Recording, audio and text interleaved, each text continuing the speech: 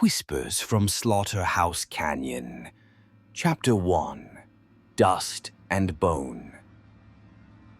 The Arizona sun blazed mercilessly over the ragged hills of Luana's Canyon, a place so desolate that even the crows avoided it by midday.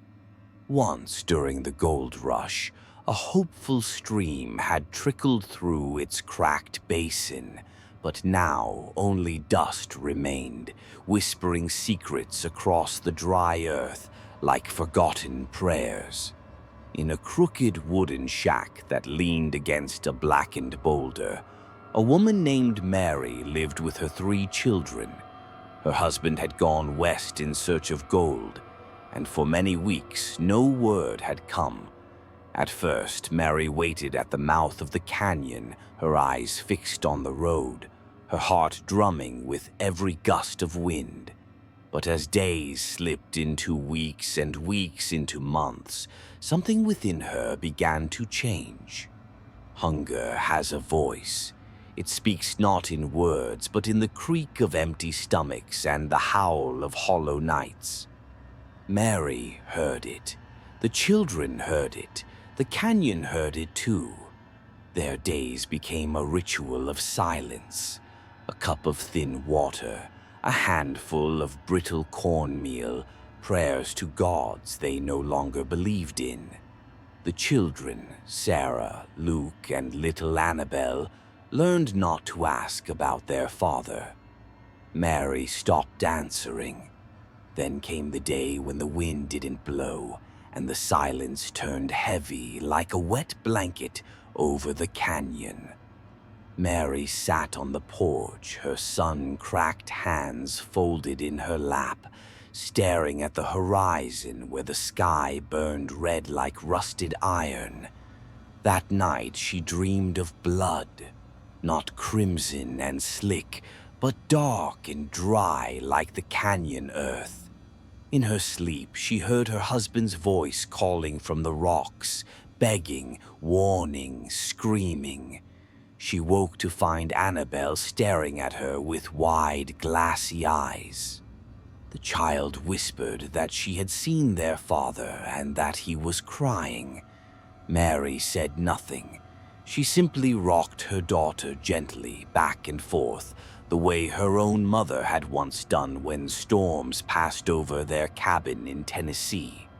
But there was no rain coming to this canyon, only death, and it wore a human face. Chapter 2. Hollow Echoes. The days grew shorter, or perhaps they only seemed that way as the light drained from Mary's eyes. She stopped combing her hair. The children began to whisper among themselves, not out of mischief, but out of fear. Sarah, the eldest at 12, tried to keep things together.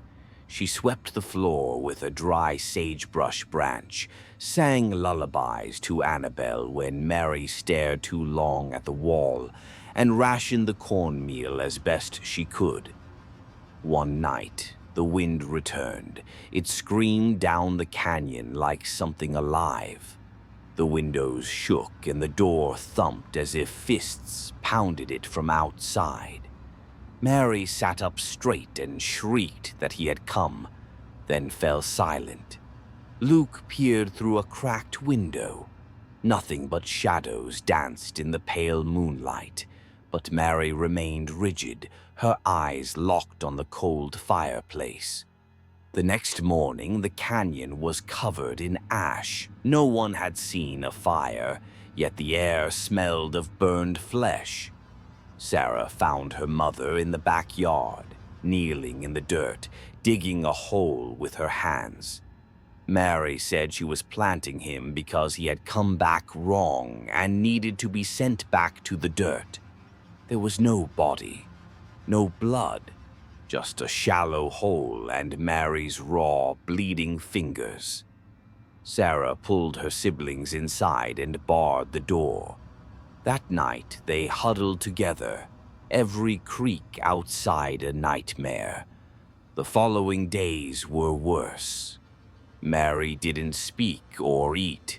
She only rocked in her chair, muttering names that were not her children's. Sarah tried to boil bark into broth, but it only made Annabelle sick. Then came the screaming. Long, guttural wails, not quite human, not quite animal. The children hid under blankets. Mary rose from her chair and followed the sound outside. She returned before dawn, blood streaking her dress, her eyes calm. She simply said the canyon had fed her. She never explained further. By then, the children were too weak to run. Sarah kept watch at night, clutching a rusted axe. Mary wandered more, speaking to no one, answering only the wind.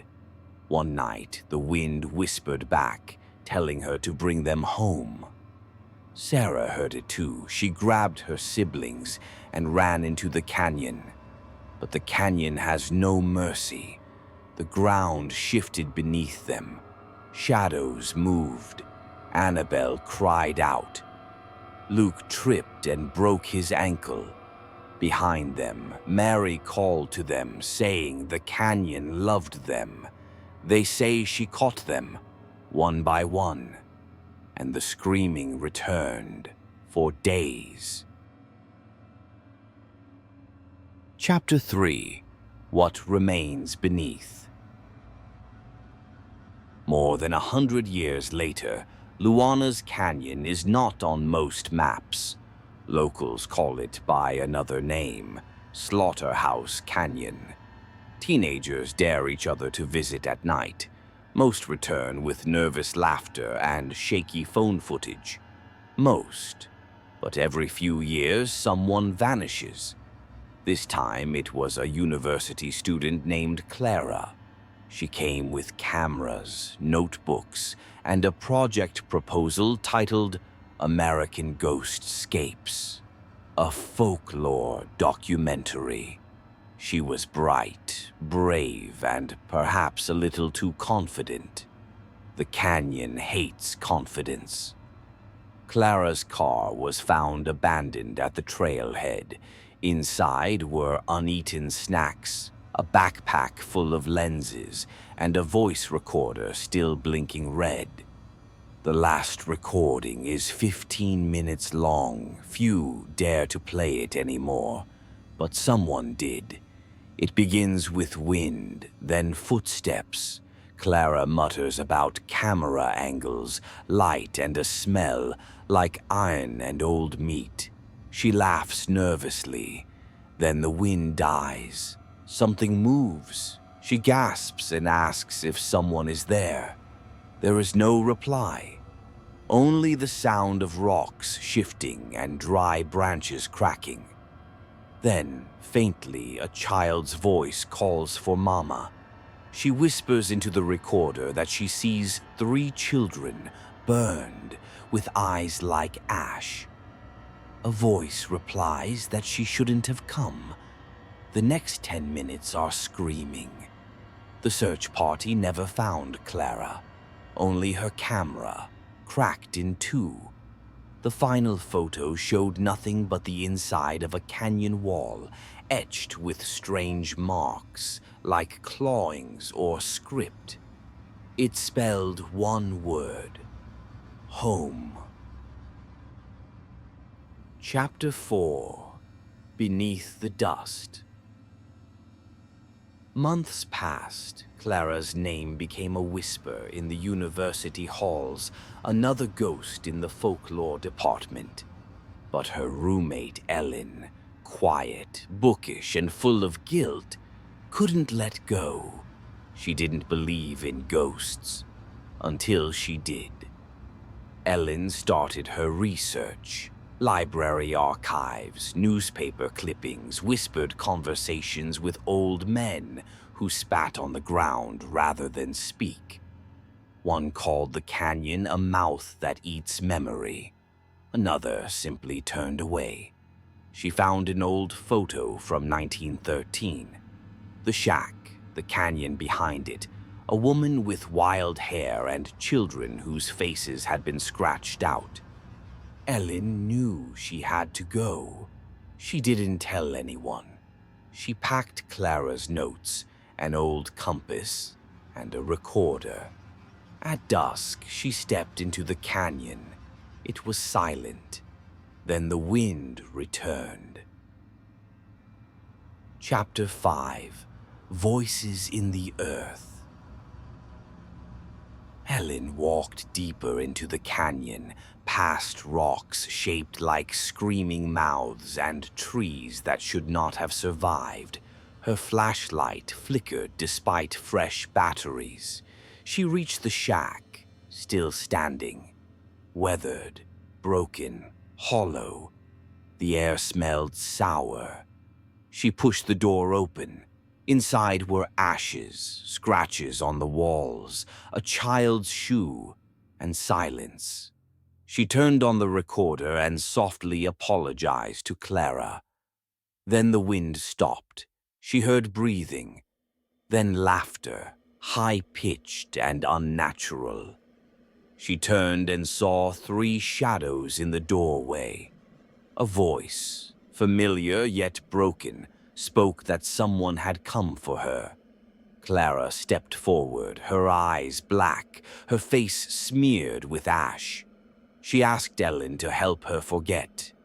But the canyon does not forget. It remembers every scream, every child, every mother, every soul that dares enter, and it never lets go. Chapter 6: The Hunger Below. The stars burned above Luana's canyon, distant and cold as Ellen ran. Her breath tore through the silence, her boots scraping against sand that tasted like rot. Behind her, laughter echoed, children's laughter, but twisted and too sharp. She didn't look back. The canyon had a way of changing what you saw. She stumbled into a dry riverbed. Her compass spun wildly, then cracked in half. The recorder on her jacket emitted static, then a voice that was not her own. Clara's voice said they were in the ground, buried in grief. Ellen froze. Her flashlight flickered and went out. In the darkness, the air shifted. Something moved beside her, breathless, tall and wrong. Then a flicker of light, a lantern. She followed it, stumbling past cracked stones that bled when touched. The light led her to a cave beneath a jagged overhang. Inside, the air was cold and wet. The walls were slick. The ceiling seemed to breathe. The wind did not reach there, only memory. On the walls were small, blackened handprints, some clawed. In the center of the cave, a pit yawned. From it came whispers. Voices pleaded, hungry, taken, begging for her to make Mary remember. Ellen leaned closer. Her hands trembled. The recorder buzzed again. Clara's voice said Mary was in the pit, not dead, just waiting. But Ellen had to give her something. Ellen pulled the photograph from her coat, the one with the woman and faceless children. The image shifted and the faces returned. Mary's eyes locked onto Ellen's. Then came a scream, ancient and deep, that shook the earth. From the pit, a form rose, hair like spider silk, eyes like burned coals, skin flaking like bark. Mary said she had wanted to forget, but they wouldn't let her. She called herself a mother, a mourner, a monster. She reached out, her hands cold, and asked Ellen to take their pain or stay and feed the canyon. Ellen made her choice. She opened the recorder and hit delete. The canyon howled. Mary screamed. The shadows shrieked as the voices and memories were erased. The ground cracked. The pit closed. Silence returned. Ellen was found a week later, wandering near the canyon's edge. Silent, thin, her hair turned white. She never spoke again. Not of Clara, nor of Mary, nor of the canyon, but sometimes at night she would whisper, saying Mary had let her go.